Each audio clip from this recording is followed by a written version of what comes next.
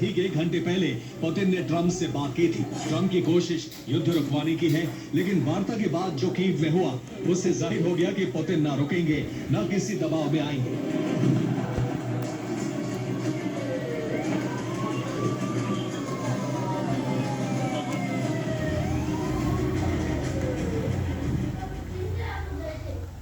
Kyiv पे जो आज अटैक किया है रसिया ने, करीब के 550 ड्रोन से अटैक किया है। अब तक का सबसे बड़ा हमला है और पूरे यूक्रेन पे 600 ड्रोनों से हमला किया है और 11 मिसाइल से अटैक किया है कीव पे। आप देखें सबसे भयानक अटैक और यूक्रेन का जो एयर डिफेंस है वो करीब करीब खाली हो चुका है। कोई भी मिसाइल और ड्रोन रोक नहीं पा रहा है। अब जब कुछ रोक ही नहीं पा रहे तो सटीक निशाना लग रहा है, जहाँ भी डिसाइड कर रहा है रूस वहाँ मार रहा है। और कीव में लोगों को मास्क पहनना पड़ा है, क्योंकि अभी कुछ लोग कह रहे हैं कि केमिकल वेपन यूज किया है रसिया ने, लेकिन शायद रसिया इतना बड़ा जिम्मेदार देश है, इतना बड़ा देश है, वो ऐसा यूज कुछ करेगा नहीं जो लग रहा है। और रसिया ने अब यूक्रेन को लिटिल रूस बनाने का डिसाइड कर लिया है कि वो लिटिल रूस रहेगा।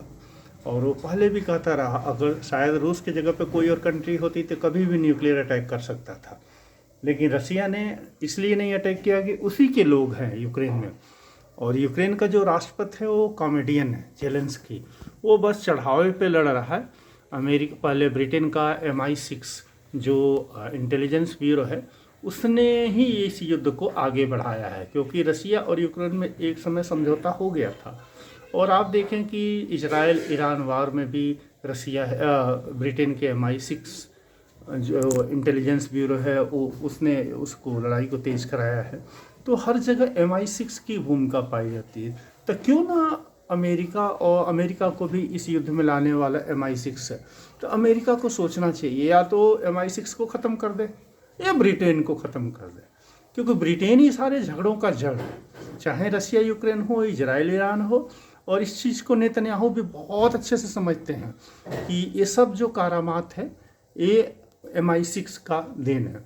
और देखिए किंजल मिसाइल, गेरान ड्रोन से अटैक किया, शाहेद ड्रोन भी यूज़ किया गया है, तो और क्रूज मिसाइलें भी यूज की गई हैं। और सारे एक भी इनका एयर डिफेंस रोक नहीं पाया है, क्योंकि इनके पास एयर डिफेंस की मिसाइल है ही नहीं। इन्होंने अभी अमेरिका से मांगा है, तो अमेरिका ने जो भी पोलैंड में भेजा था missile defence system, air defence system या वो, तो उसको ट्रंप ने वापस मंगवा लिया है। और अब करीब करीब रोक रहे हैं पूरी तरीके से यूक्रेन को जो भी डिफेंस हेल्प दे रहे थे, तो उसको करीब करीब पुतिन ने रोकना शुरू कर दिया है। और केवल 550 ड्रोन से कीव पे भस्म हुआ है, कीव पे जो बमबारी हुई है। और रूस की ऐसी मिसाइल वर्षा, इतने धमाके, इतने धुआं कि कीव में लोगों को घुटन हो रही है, क्योंकि कितने मकान बर्बाद हो गए हैं, लोगों के रिहायशी मकान बर्बाद हुए हैं। फिर इन्होंने आप देखेंगे रसिया ने वहाँ का जो ड्रोन भंडार है उस पर भी अटैक किया है और आर्मी हेडक्वार्टर पे भी अटैक कर चुका है। अब टारगेट पर जेलेंस्की है। अब एक जेलेंस्की को शायद मारना चाह रहे होंगे, हो सकता है, क्योंकि हर एक दूसरा विरोधी दूसरे विरोधी को छोड़ता नहीं है।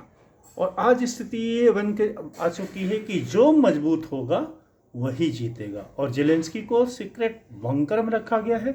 वहाँ पे सेना के बड़े ऑफिसर भी हैं और विमानों को भी इन लोगों ने अंडरग्राउंड कर दिया है, क्योंकि इनको डर है कहीं रसिया उसको ख़त्म ना कर दे। चूँकि 6 इनको मिला था, 6 विमान मिला था F-16, जिसमें से 4 नष्ट हो चुके हैं और 4 नष्ट होने के बाद 2 बचे हैं।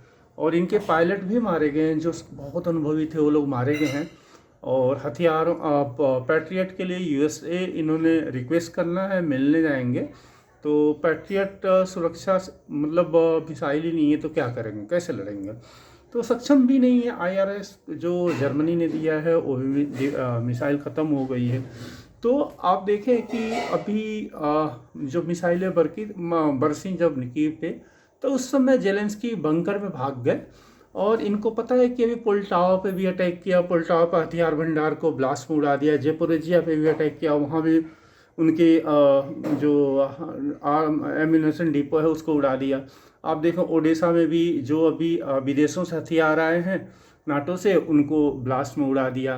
तो आप देखेंगे कि कीव ही नहीं, कीव, ओडेसा, आप देखेंगे जो झुलियानी इंटरनेशनल एयरपोर्ट था उस पर भी बहुत बड़ा धमाका हुआ है एयरपोर्ट के पास, और रनवे भी उनका थोड़ा सा ख़राब हो गया और 5 किलोमीटर तक मलबा फैला हुआ है, आप देख सकते हैं।